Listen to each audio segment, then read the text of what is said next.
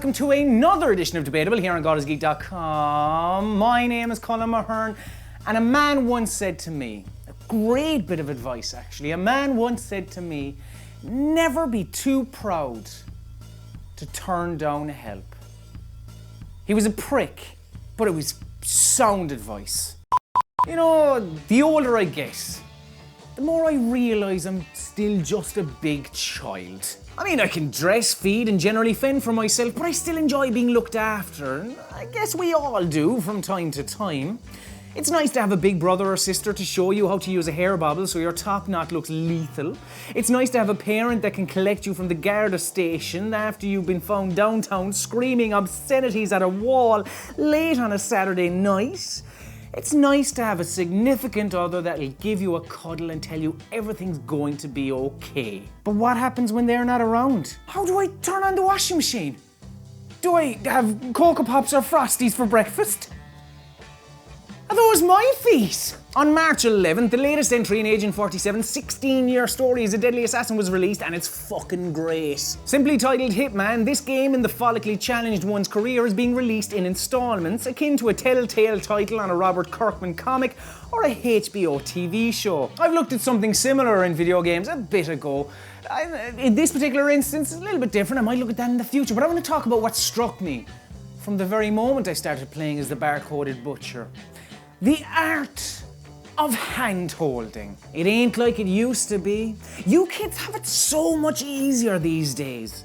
Jesus Christ, when do I actually get to play Skyward Sword instead of being told how to play it? Are all statements that fit like a glove in the lexicon of certain sects of the video game playing public in 2016. The tutorial used to be trial and error rather than irritating voiceovers and dialogue boxes popping up all over the screen telling you that pushing the analog stick forward meant that your on-screen representation moved forward. However, people overlook the throwbacks in favour of pushing their argument that games are now too easy. One of these tougher experiences came in the form of a lovely red-headed little devil only very recently.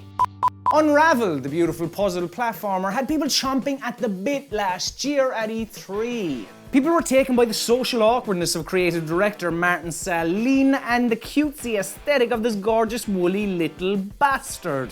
At the beginning of Yarny's adventure, the basics are communicated: how to jump, move, throw wool to swing around, etc. However, it doesn't take long for it to throw you into new, unexplained situations. And sure, it creates some beautiful desktop wallpaper, but it's the epitome of trial and error. Or trial and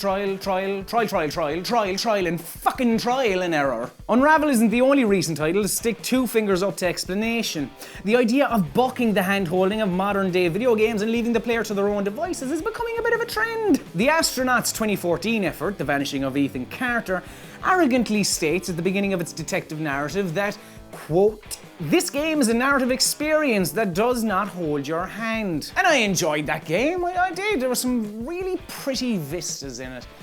But a little direction and pushing in the right fucking way would have been nice. The terrifying admiration of the Souls series as its encouragement of discovery, as these people put it, scares me off. There's definitely a way to do it without mollycoddling the player, and I think Hitman strikes that right balance. In the first and only released level of Hitman 2016 so far, you're given 2 targets to off, and that's about it really. You'll overhear conversations between NPCs that will be of use and direct you to areas of interest, but Hitman does let you take your own path to merciless murder. It strikes the right balance between nudging the player in a certain direction and allowing for them to stumble across things by themselves. This series has gotten a bit more helpful over the years, and sometimes too much so. The hardcore hitmen want to play their beloved video game with no hints or tips, and thankfully for them, they can turn them off if they so wish. Blood Money is heralded as the peak and absolution of Valley. The Hairless Killer's latest affair, however, harkens back to Blood Money with its larger maps and multiple ways to inflict punishment, whilst also not alienating those that want to see through walls with the touch of a button from time to time. The idea that failure is the best way to learn is like something a bitter uncle would tell you at a family wedding. More often than not, we don't need to be led by the nose and told the D-pad is the one that looks like a fucking cross, but this elitist attitude that games should inform you of nothing and punish you for that is ludicrous. We all need a little bit of a helping hand from time to time. But will I don't know. Cocoa Pops or Frosties?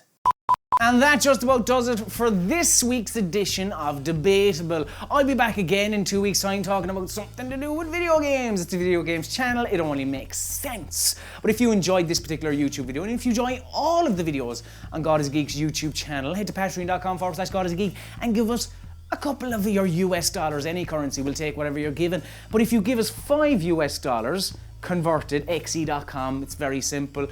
You get an extended podcast, you get early videos. It's not a bad deal at all. But thank you very much again for watching this edition of Debatable. And I should tell you, if you disagreed with anything I said to do with Hitman or hand-holding or anything on this show or past shows or future shows, just remember, it's my opinion and my opinion alone. And as always, dear friends, it's debatable.